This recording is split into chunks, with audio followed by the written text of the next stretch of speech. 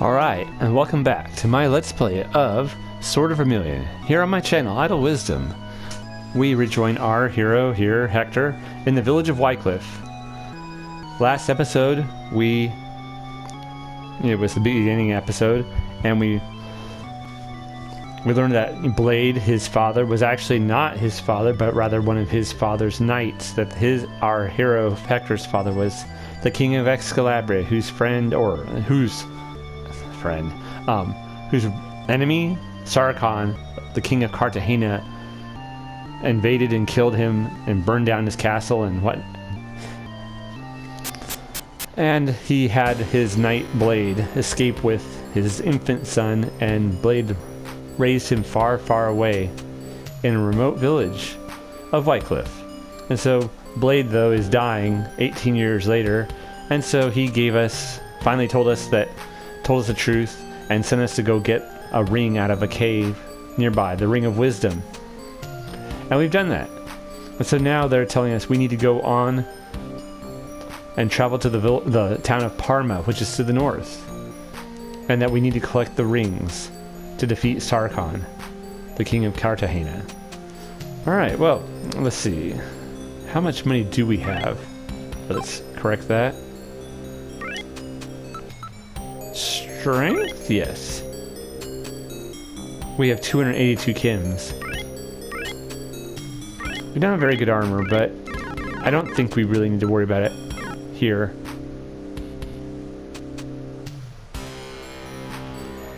Just so we can listen to the good music for a second.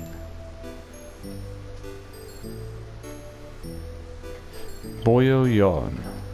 If there's one thing that this game does a good job of, is getting that feeling of when you come off the road after a long journey, you know, kind of like Enya talks about. But and you finally get to town, and you get to the inn and rest, and you're like, oh my goodness. It kind of reminds me of like when you get to either get home or to your hotel or to the rest stop, like a travel, you know, like Buc-ee's or Love's, or there's one in Texas called Slavacek, which is the best. There's always decent music playing, and there's so many food and snacks and, like, I don't know, Central European traditional gifts and foods to eat, and good coffee, and so fun. But it always reminds me of that.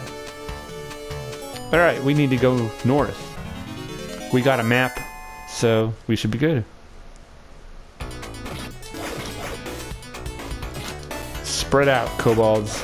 Spread out! Hey, spread out, you. Nope. Bad dog, bad dog. Yeah, that's right. Bad dog.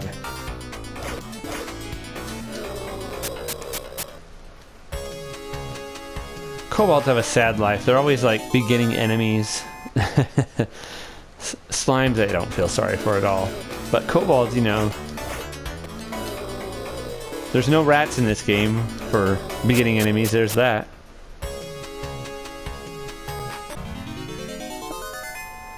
And the high encounter rate begins. Oh boy.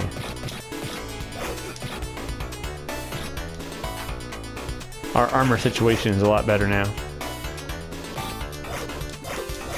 Though, against these little guys,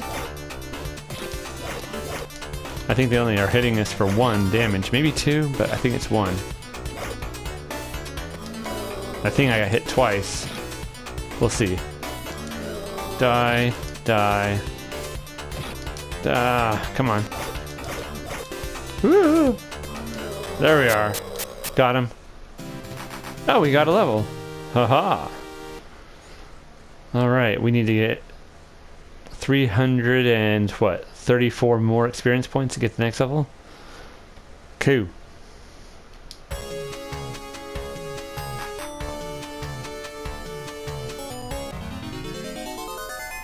Green slimes, big deal.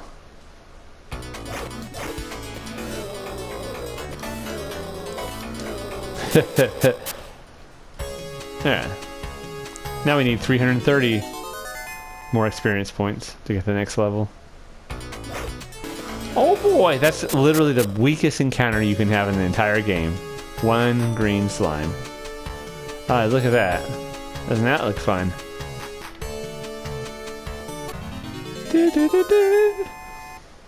Blue slimes and PBO. Yeah, they're hitting us for one. Not anymore, they aren't. They look really bouncy, like they're made out of gelatin or something. Come on, kobolds.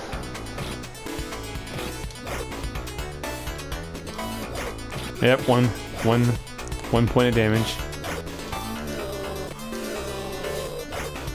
You die.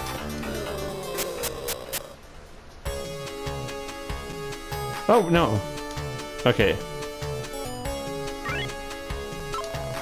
I'm a merchant from Parma. I hope I'm going the right way to Wyclif. Well, why, yes sir, you are. You were most definitely going the right way to Wyclif. And there's Parma right there. Anything? Don't think there's anything here, but... No, I was daydreaming about whether there was anything there. Just thinking. Not paying attention. That could be a good way to get yourself killed later in the game. Oh, no.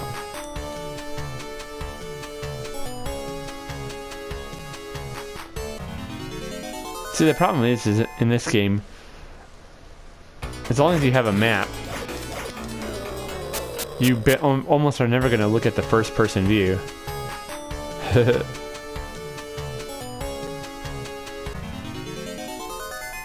I guess you will look at it somewhat, but you'll look at the little map even more. I was watching a video by some dude. Who was I? Was it? It was. I think it was Click for Gameplay. His channel. It's a good channel. You should check it out. Yeah, Click for Gameplay. He does reviews and examines and discusses lots of, like, you know, mainly Western style RPGs.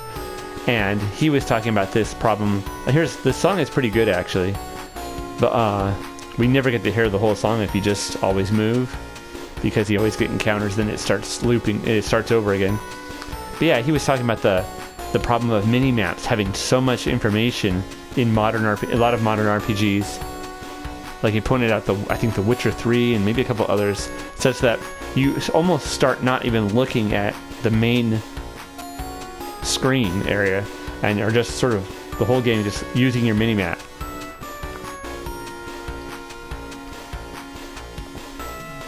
And that, yeah, and it kind of makes, I don't know, there's a problem there. Now here's the town of Parma. This is the song for the, what do you call it? A larger town. Welcome to Parma, stranger. Welcome to Parma, stranger. You can see, yes, they have way more money, way more wealth and infrastructure. Look at that church. Jeez Louise. Welcome to Parma, stranger. Let's take a look around. Dun, dun, dun, dun, dun, dun. Hello? Knock, knock, knock. Hello, sir. Who are you? I'm a traveler from Wyclif. I sometimes have advice for those with questions. Well, do you have any advice? Well, do you have any questions? No. Then I have no advice, huh? Well, just because you have advice for those with questions sometimes doesn't mean you don't necessarily have advice for those who don't have questions. It's just the one doesn't preclude the other. Beware of slandering the king. Oh, okay. I wasn't going to.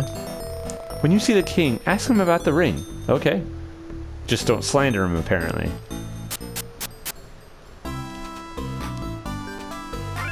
Man, city folk, so uptight. A lantern costs more than a candle, but it lasts for as long as you're in a cave. Yep, it is much better. Much, much, much better. You would need many candles to explore a cave, but one lantern is enough. AKA, buy a lantern before you go to any real cave. Yes. Alright. Look at that water. That's just such... I mean, it looked fine to me back in the day, but Yeah, you really can tell. Well, you know, that fountain. What is that? Is that a cat or a pig, or I can't tell. What sort of animal is that the water, it's spitting the water? I don't know. I remember when I was a kid, they used to talk about how they're like, oh, computer graphics are never going to be able to accurately depict water because just the fluid motion of water, the animation just cannot grasp that. Computers, I remember being in a Radio Shack one day as a kid, and I was thinking about that, looking at some water on some computer screen, some tech demo on there. Well, she says they say it's best to go west to gain experience, and I'm thinking that water looks pretty good. Still doesn't look real. Exploring caves is easier once you find the maps hidden there. Yes, it is. We prepare the king's meals in our shops and bring them to the castle. It's strange, but he now eats many times what he used to. Oh, well, maybe he's got a tapeworm. Huh, maybe he's feeding the rest of his family. I don't know. That sounds suspicious, sir.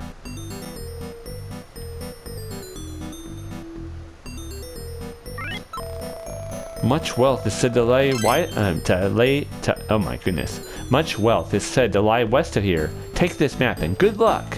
Well, thanks, dude. Now, what is that? Is it something else spitting water, but I can't figure it out what it's supposed to actually be. Is it a mermaid? Hey, the king has a ring just like yours.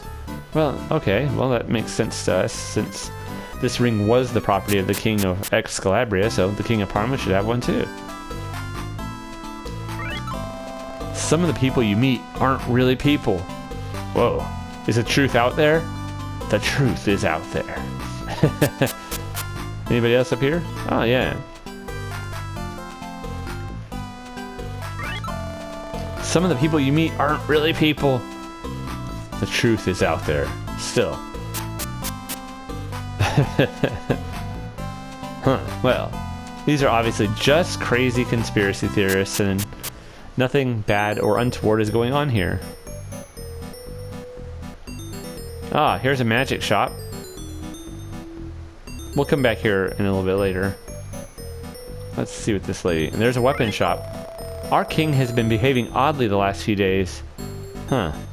I wonder what's up with him. Hey, the king has a ring just like yours! So I've heard. Let's see, is there anybody in here? I don't want to spend my money. Nope. Sorry. Later, chump.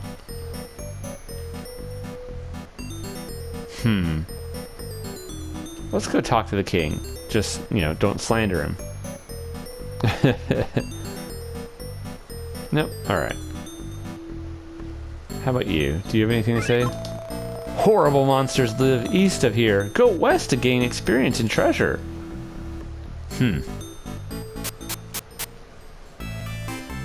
Ah, the song here in the castles is always so good. Wow, look at those. What the heck are those on the wall? Dragons, probably, actually. Hey, what's going on? All I know is that no one is supposed to enter this room. You cannot pass. It's the king's order. Oh, wow. How about... Right. Nope.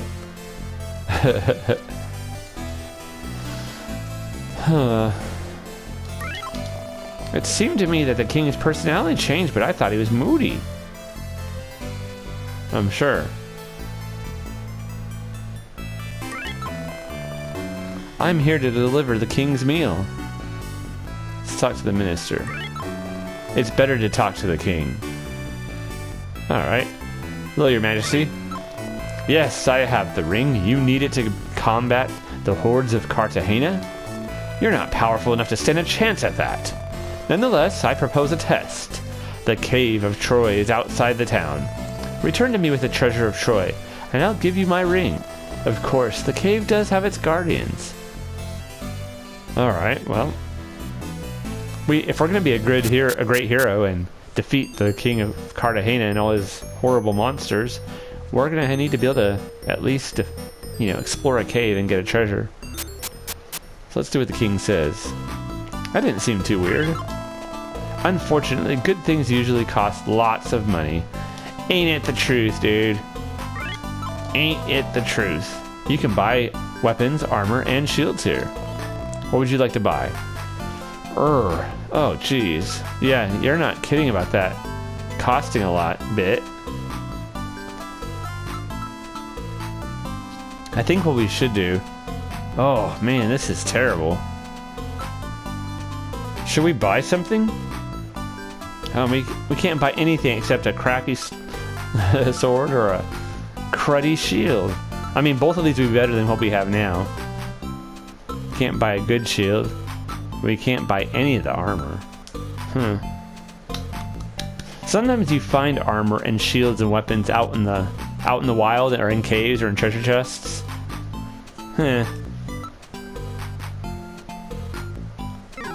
I think I'm gonna pass for now. Let's see how we do. Maybe we're probably gonna get our behinds handed to us, to be honest. But I don't know. We'll see. Let's talk to the magic salesman. Books of spells are extremely useful. Get some as soon as you can. All right, we will.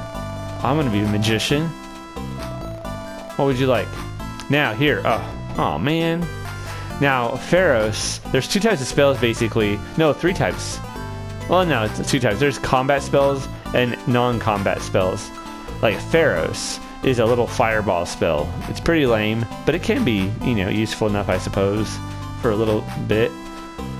And then, like, Sangua is the weakest of the heal spells. This is a very good thing to buy. We will buy that, but we cannot do that right now. I like the music here in the shops, in the towns, although I don't like it as much as the music in the shops in the villages.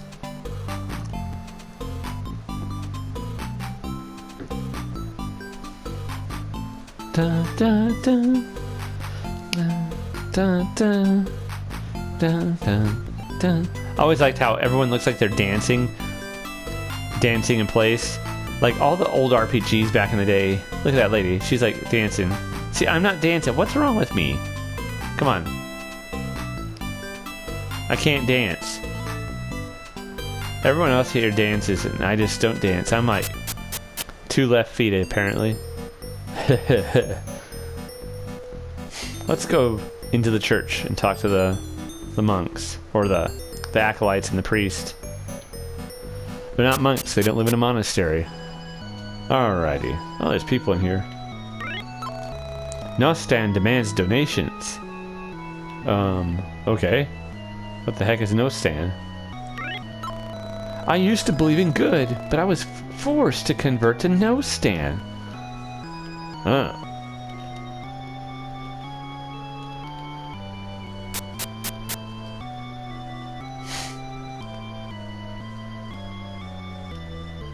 See how big these churches are, jeez.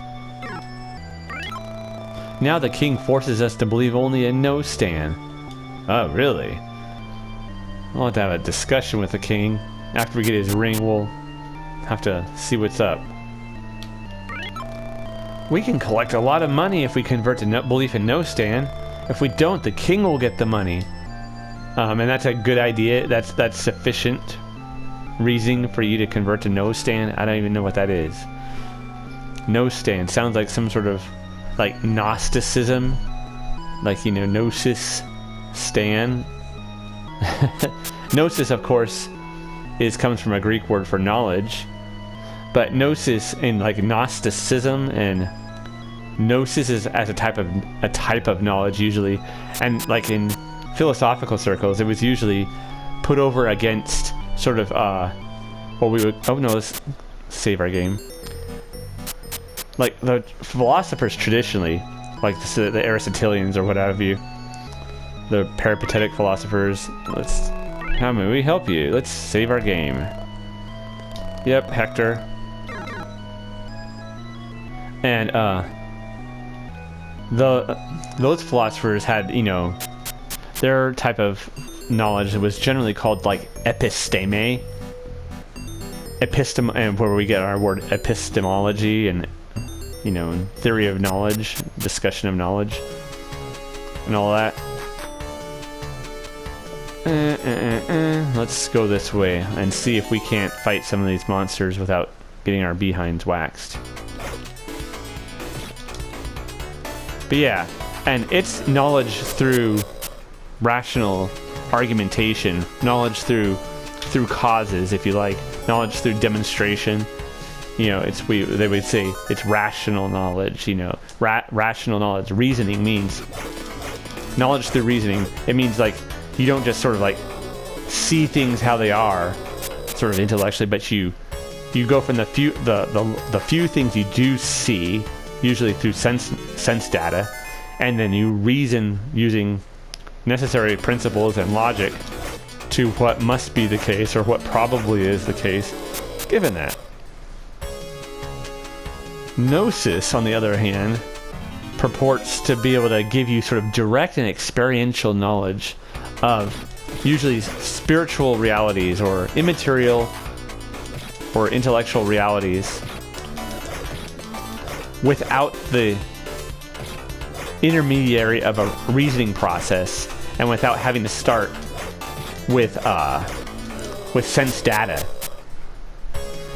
These, of course, the philosophers traditionally were not empiricists like, John Locke or David Hume or, George Berkeley per se, but they still believe that all knowledge began in the senses or with sense experience and the intellect applying itself to the data that sense experience provides.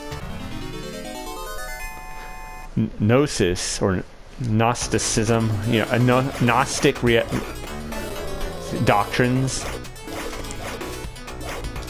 would claim that no, we can have direct experiential knowledge. Usually as the result of a long process of training and meditation and moral purification, whatever. Let's see what we got in this treasure chest. Come on. Herbs, that's good. We'll probably need them. Woohoo! Herbs! Got some herbage to heal the wounds. Let's see, come on. Go away. These are not the dangerous enemies that they were talking about. And these aren't even the good enemies for grinding, really, although they're not bad. There are tougher enemies in this west side than just kobolds.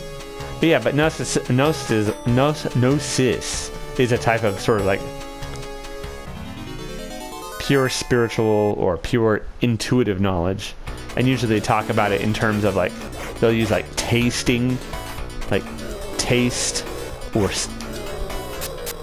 because there's something, they think that's direct and immediate about taste. And they'll say savor and taste, and there's money inside. Woohoo, money! 100 kims, alright. As opposed to rational philosophers who will talk about understanding. They'll talk about seeing, because seeing is like kind of at a distance via the medium of light. And so anyways, I just wonder, Gnostan that they're talking about, just, it's probably supposed to be some sort of evil, false substitute religion. That makes me think of Gnosticism, which of course in the, like 200 AD or so, in that period, 200 to 500 AD, I don't know, sometime in there, alongside the growth of Christianity and, the spread of Judaism via the diaspora, once after the fall of Rome, of Jerusalem in the year 70. But also the spread of ideas from Persia, from the the Magians, the Zoroastrians, and then of course the spread of Platonic in, philosophy. And they all sort of combine together in this mishmash, if you like, or a syncretistic. Okay, gotta pay attention. New enemy.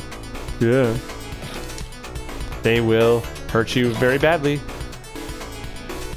These are not too dangerous if you keep your wits about you. but they still can hurt you a lot. Woo! Yeah, got him. Oh, man. Did we already look here? No, we did not. A treasure chest. Treasure chest. There's herbs inside. Let's take the herbs. Alright. And yeah. Gnostan. Not Gnosticism, sorry. I have no idea what Gnostan really teaches at all, because unfortunately the game does not really go into it.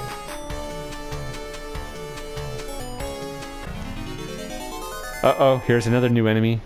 Well, I guess this is closest to a rat you're gonna get here, but it's really a bat thing. Oh, we got hit. It didn't hurt us too bad. 6 damage, 6 points. Come on.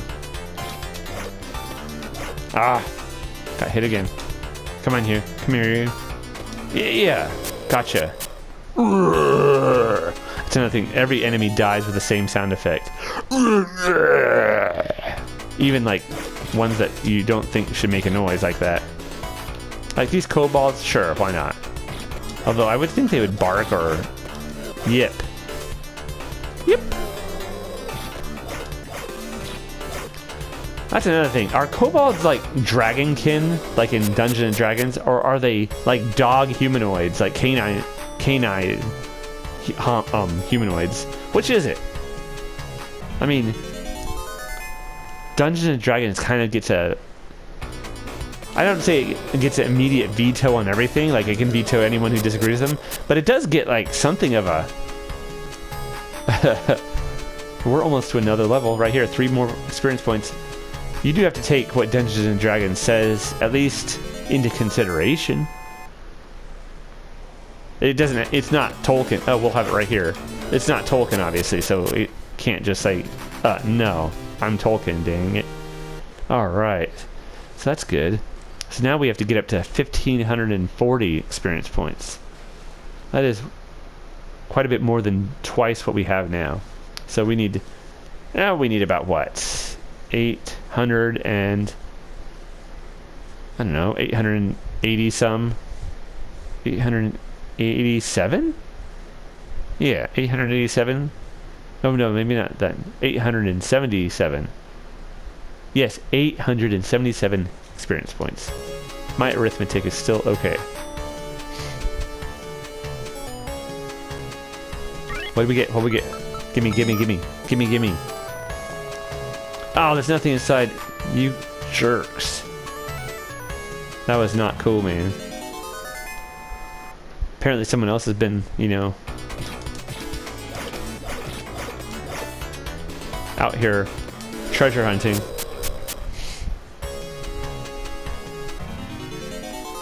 But yeah, so Gnosticism. And it has that kind of an interestingly, you know, syncretistic doctrine, you know, kind of like a bunch of different things sort of mushed together into a whole that doesn't really have, it's not really organic. It's not really synthesized properly either. And in it, they would say, oftentimes, that... Let's see. There's a can... Oh, give me a break. What the heck, man? A candle! Woohoo! Yeah, that's real great. Maybe a lantern. That would have been nice. But not a candle. Oh, jeez. Aha. Okay, these bats almost have my number. They're gonna beat the crap out of me. The crap out of me.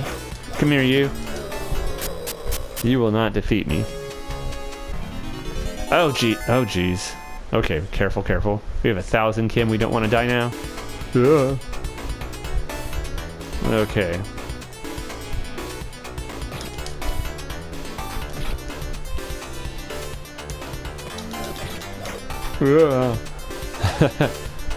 Okay, no. Oh my goodness. Do you see how much damage it did? Yipe. It really hurt. You can, oh, Shazam! I'm running away, running away, running away. He almost killed me. You can run away at any time if you can get to the edge. That was terrible. I almost had it and then I blew it. Let's use the herbs. Your lost hit points have been partially regained. Alright, let's go back to town. Oh, darn it. We probably need to run. And then we're good. We got it. Stupid bats. Nobody gives a hoot about me and my stupid bat.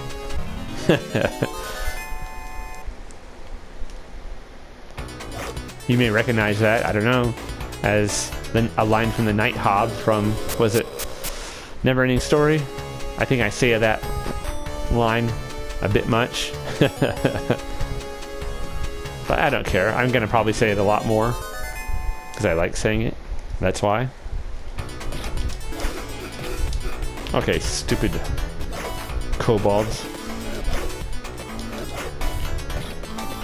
But yeah, Gnosticism, they basically, they were trying to be a competitor, kind of, for Christianity, for for Platonism, and they often taught a doctrine in which they said the God of the Old Testament, you know, that Christians and Jews and worship, was actually not the real creator God, which is what he claimed, but really he was only a powerful spiritual being, himself created by the highest God, Sophia sometimes, as they sometimes called it, and he wanted to be a creator and he was jealous, and so he created not the spiritual world, which was created by Sophia, but the material world. He created the world of matter, and then he lured and trapped all these different souls, spirits, down into that world. And then he's been trying to keep them there, trapped in the flesh, in material bodies, which is considered to be bad and lamentable and evil, which is, you know, something taken from some form of, you know, Zoroastrianism.